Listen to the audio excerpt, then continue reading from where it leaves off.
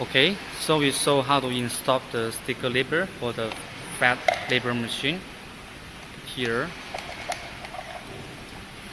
and then you can see lock it, and can see the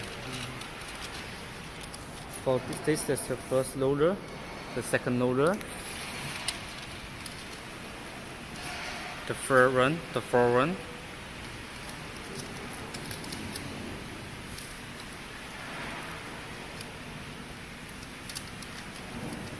Load this part, make the label go inside, and then take out.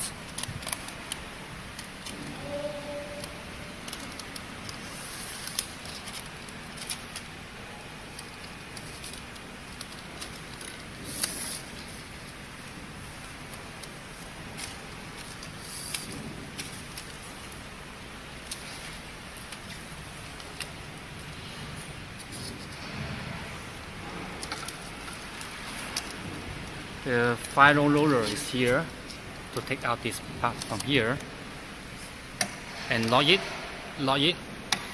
and make sure again to lock the last part.